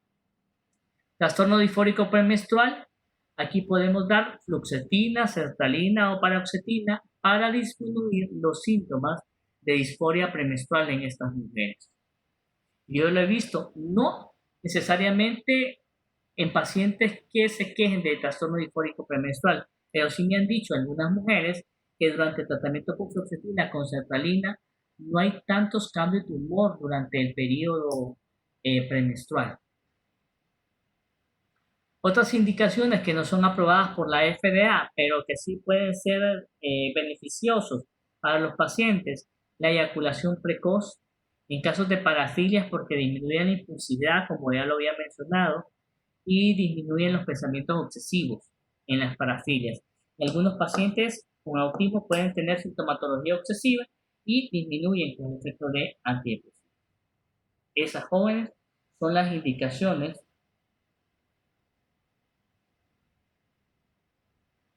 de los inhibidores selectivos de la recaptura. Si ustedes ven, es una amplia gama de utilidades de estos medicamentos. Pero aunque sean indicados para un amplio gama de patologías psiquiátricas y sean útiles en el manejo de niños, adolescentes y adultos, no significa que no tengan efectos adversos. Y vamos a ver cuáles son los efectos adversos que puedan tener.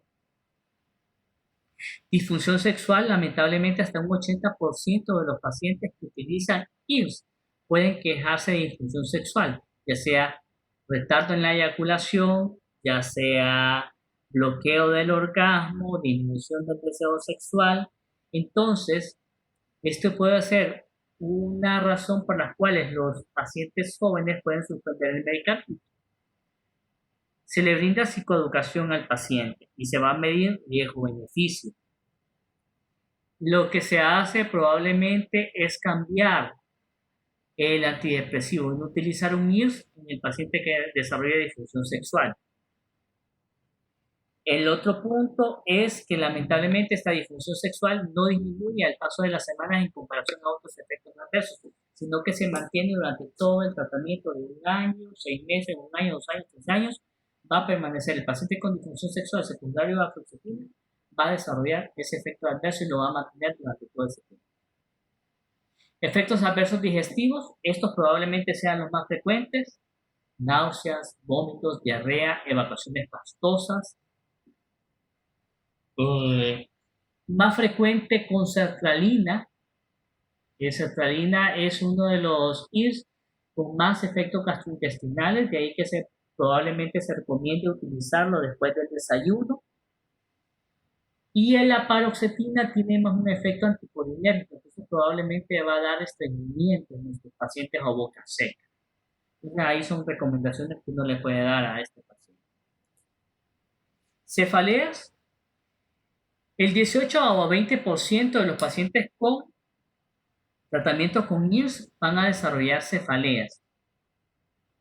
Pero hay un buen porcentaje de pacientes que se benefician con el uso de IRS para prevenir aparición de migrañas. Efectos adversos a nivel del sistema nervioso central. Las primeras 2 semanas probablemente sean las semanas que más ansiedad van a provocar estos medicamentos en el paciente.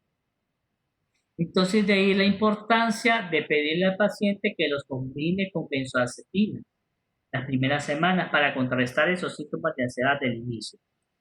Algunos pacientes, principalmente que utilizan fluoxetina, sertralina, pueden tener insomnio. Entonces, se recomienda darlos por la mañana después del desayuno. Medicamentos como paroxetina, escitalopram y citalopram tienen menos efectos en el insomnio, entonces se pueden dar por la noche. Otro va a ser, otros síntomas relacionados con el sueño, podría ser sueños vívidos, síndrome de piernas inquietas también. El paciente se puede quejar de sueños ajetreados. Pueden quejarse también de embotamiento afectivo, o sea, no importa lo que le están diciendo y él lo toma con toda naturalidad. O bostezos que no está relacionado con el sueño, sino con un efecto central a nivel del hipotálamo. Síntomas extrapiramidales son bien raros que aparezcan, pero se menciona en la literatura. Efectos anticolinérgicos podrían relacionarse más con paroxetina. Estos pueden ir como estreñimiento, retención urinaria en pacientes con hiperplasia prostática benigna. Puede ir en presencia con ojo seco en estos pacientes efectos anticolinérgicos. Efectos hemáticos,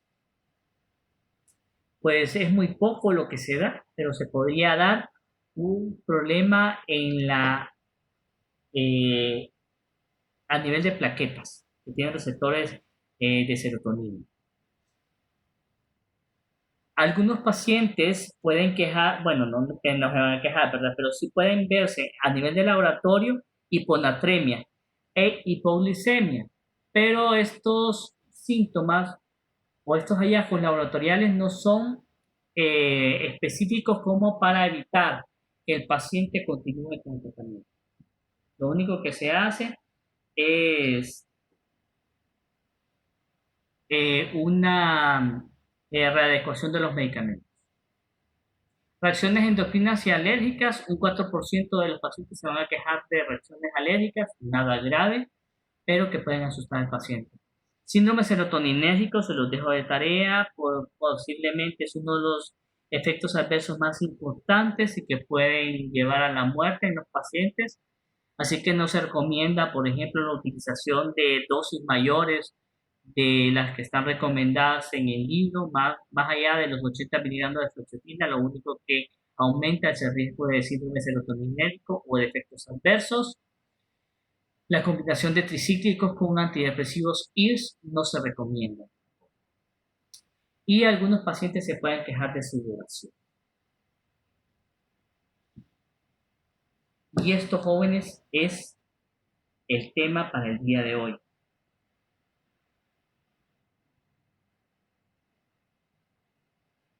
No sé si tienen preguntas, comentarios.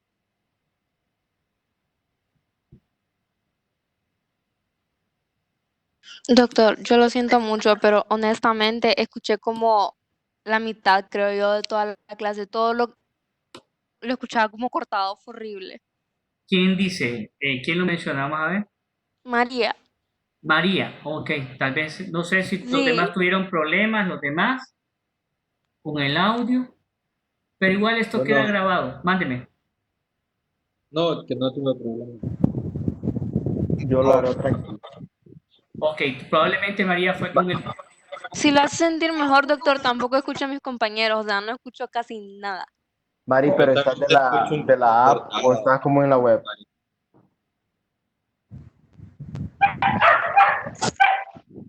Mari. No te escuché, solo escuché Mari. ¿Estás desde la web o estás en la app? Porque a mí me En la pasó- app y la Ah, descargué en el teléfono también porque pensé que era la computadora y en el teléfono tampoco pude escuchar nada. De hecho, en el teléfono ni siquiera me dejaba cargar el audio. mm, sí, es que, bueno, cuando estaba en la web sí no escuché nada, tuve que bajar la app. Ok, Pero bueno, pero igual esto queda grabado para que puedan volverlo a escuchar. Yo creo que en la grabación sí se va a escuchar completa la clase. ok, gracias, doctor. Lo lamento mucho de verdad para los que no tuvieron oportunidad para escucharlo. Cualquier pregunta me la puedan hacer a mi WhatsApp. Yo con todo gusto les voy a contestar si tienen alguna duda, porque como esta clase todavía no tiene aula virtual, entonces no puedo hacer ningún foro para que ustedes pongan ahí sus preguntas o comentarios. Doctor, mañana tenemos clase. Conmigo no, tienen el miércoles. Mis clases son lunes y miércoles con ustedes. Ah, ok. La tarea Igual, sería para el miércoles. correcto. Sí, porque igual nos va a servir la tarea de los antidepresivos, del síndrome de serotoninérgico, nos va a servir también para los antidepresivos. ¿La Mañana solo... tenemos que enviar o solo lo investigamos? Pues mejor me la envían, fíjense. Gracias, Eric. Ok. Eso, ok. Ya, ¿Tienen ya mi me correo puse electrónico? mal. ¿Ah? Ya me puse mal con todo. No, Eric, muy bien. Entonces, me hacen un resumen más o menos de una... Bueno, ya de paso les dejo la otra tarea. Síndrome serotoninérgico y síndrome neuroléptico maligno para el miércoles. Ahí. Sale. No, va a ser como una Bien. página por cada uno, vaya. Criterios clínicos, criterios laboratoriales y eso. Gracias, Eric. ¿Alguien más que quiera hacer algún comentario como los de Eric? No, nada. Nada. Ok, jóvenes, cuídense por favor. Ha sido un gusto tenerlos aquí nuevamente. Cuiden a sus familiares, traten de salir para lo necesario, ¿verdad? Y mantener el distanciamiento social y mantener sus mascarillas, por favor. Se Está bien, cuidan. doctor. Usted también cuídese. Dele, gracias, compañero. Gracias, doctor. Dele. Gracias. Dele, compañero, un gusto.